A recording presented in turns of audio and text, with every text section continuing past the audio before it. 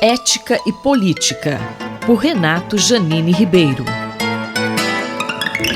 Professor Renato Janine Ribeiro, qual a sua avaliação sobre a reforma do ensino médio, hein? Falando da reforma do ensino médio, penso que, antes de mais nada, deveria ter ocorrido a discussão que o governo agora definiu que terá lugar, deveria ter ocorrido essa discussão muito antes. Foi um erro total implantá-la por medida provisória. O professor Mozart Neves, que eu respeito, sustentou em artigo no Correio Brasiliense há poucos dias, lembrando que ele é titular de uma cátedra no nosso Instituto de Estudos Avançados. Mozart sustentou que foi bom colocar por medida provisória, porque entrava em funcionamento imediatamente. Eu acho, ao contrário, que um assunto delicado, um assunto que envolve 8 milhões de alunos, centenas de milhares de professores pensando só naqueles que ensinam estritamente no ensino médio, um assunto desse tinha que ser discutido mais longamente, não podia sair do gabinete do MEC e ir direto para a imprensa oficial e já entrar em vigor. Isso deixou sequelas que agora explodem. Evidentemente, as pessoas que apoiaram a candidatura do presidente Lula, bem-sucedido nas eleições do ano passado, são mais contrárias à reforma do ensino médio, embora eu creia que a maior parte dos que participaram da reforma tenham votado também em Lula, mas eles são menos numerosos. E isso traz um resultado político que era de se esperar, e eu penso que o Ministério atual demorou para perceber o tamanho disso, talvez até pela proximidade de alguns dos reformadores em relação ao Ministério. Então isso cria uma situação delicada que só pode ser resolvida pelo melhor detergente que existe na vida, que é a luz, o debate público. Então temos que fazer um debate público sobre isso. Esse debate ganharia se ele perdesse algumas afirmações muito exageradas que eu tenho ouvido.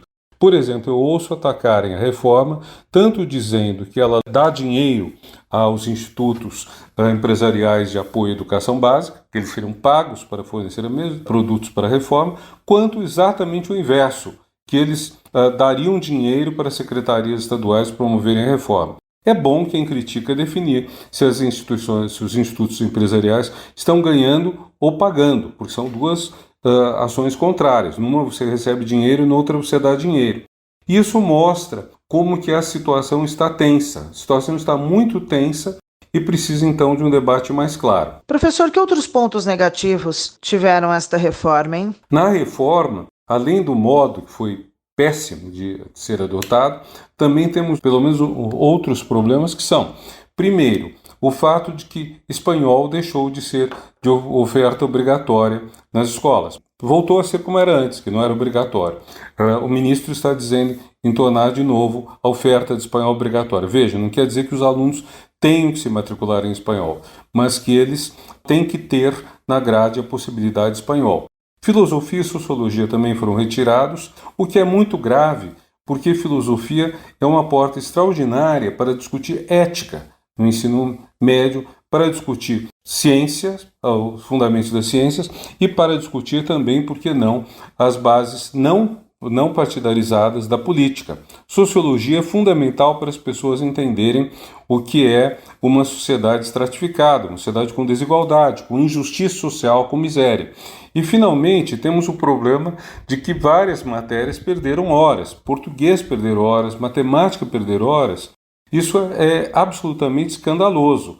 E as matérias cujos nomes têm sido apontados são muito esquisitas. Ensinar a fazer brigadeiro, quando na parte diversificada poderíamos ter energia, poluição, desigualdade social, injustiça social, questões, em suma, que permitam a um jovem completar sua formação como ser humano. Bom, poderemos voltar a essa questão em outra ocasião, porque a questão do ensino médio é muito rica e merece ser mais discutida. Eu sou Sandra Capomatto, você ouviu o professor Renato Janine Ribeiro. Ética e Política, por Renato Janine Ribeiro.